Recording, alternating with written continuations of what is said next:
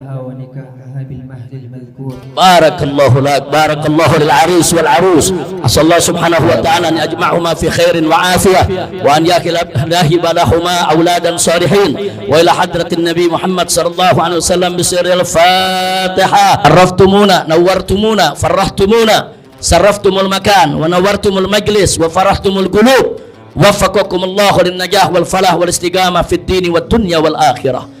Kemudian selanjutnya singkat saja kepada kedua mempelai yang hari ini sudah melaksanakan prosesi pernikahan. Akad nikah ini dalam Al-Quran disebutkan sebagai mitsaqan ghalidha, itu satu ikatan yang luar biasa, ikatan yang begitu erat, begitu lekat, begitu pekat, begitu suci, begitu mulia, sehingga nggak boleh orang bermain-main tentang akad pernikahan. Akad pernikahan yang kita laksanakan tadi menjadi penyebab turunnya rahmat dan barakah, menjadi penyebab datangnya ridha Allah kepada kita semua. Maka itu secara singkat kepada kedua mempelai kita ingin memberikan satu nasihat buat kedua mempelai, juga buat kita semua, dan khususnya buat diri saya sendiri, bahwa suatu akad pernikahan yang dilaksanakan oleh umat Nabi Muhammad SAW sekurang-kurangnya ada 4 tujuan yang harus terpenuhi. Jadi maksudnya harus terpenuhi, kita harus berusaha bagaimana caranya 4 tujuan tersebut bisa terpenuhi, ya ikhwan.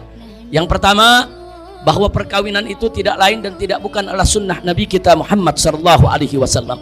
Bahkan dengan jelas Nabi mengatakan, man raghiba an sunnati falaysa minni. Barang siapa yang menolak aku punya sunnah, menolak kesunnahan, menolak syariahnya daripada pernikahan, maka mereka bukan umat Nabi Muhammad SAW. Jadi tujuan pernikahan yang pertama adalah ihya'is sunnah, untuk menghidupkan sunnah, untuk menghidupkan syariat yang dibawa oleh Nabi kita Muhammad SAW. Nah, sedangkan yang kedua, tujuan daripada perkawinan tidak lain dan tidak bukan, saudara, yaitu untuk kita bisa menjaga kelestarian keberadaan umat manusia di atas muka bumi ini sebagai khalifah yang ditugaskan oleh Allah Subhanahu wa taala untuk memakmurkannya, saudara. Di mana Allah nyatakan dalam Al-Qur'anul Karim, faqala ta'ala wallahu ja'ala lakum min anfusikum azwaja wa ja'ala lakum min azwajikum banina wa hafadah. Jadi jelas berdasarkan ayat ini bahwa tujuan perkawinan memang tidak kita pungkiri untuk bisa mendapatkan banina wa hafadah, bisa mendapatkan anak, cucu, keturunan yang dengannya nanti, saudara, keberadaan kelestarian umat manusia di atas muka bumi ini tetap bisa terjaga. Apalagi Nabi mengatakan dalam hadis yang tadi dibawakan dalam khutbah nikah, beliau mengatakan tazawwaju wa takfur fa inni mubahim bikumul umam yaumal qiyamah. Kawinlah kamu, hai aku punya umat, kawin, nikah, berkeluarga wa taksuru, supaya apa? Supaya kamu menjadi banyak. Nabi pengen umatnya punya keturunan yang banyak.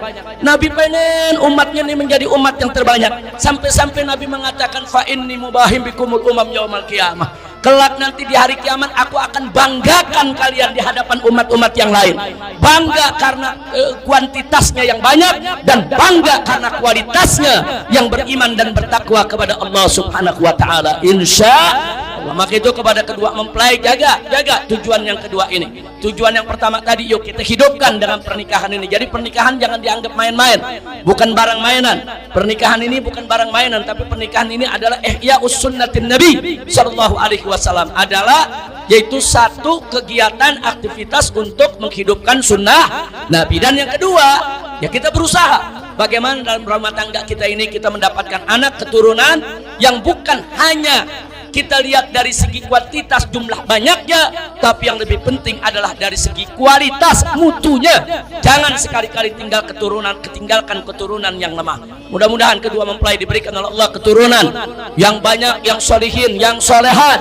Amin ya rabbal alamin. Dan yang ketiga, saudara, sebagaimana juga dari hadisnya dibacakan di dalam khutbatun nikah, bahwa perkawinan ini tidak lain dan tidak bukan agar menjadi benteng kita dari perbuatan yang haram.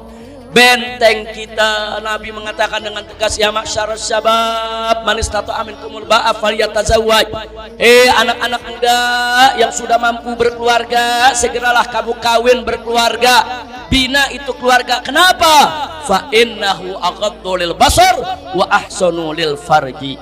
Karena yang namanya perkawinan itu, pernikahan itu bisa menjadi penjaga yang kuat buat pandangan mata kita, sehingga kita tidak lemparkan kita punya pandangan ke perempuan-perempuan yang tidak halal bagi kita ya ikhwah.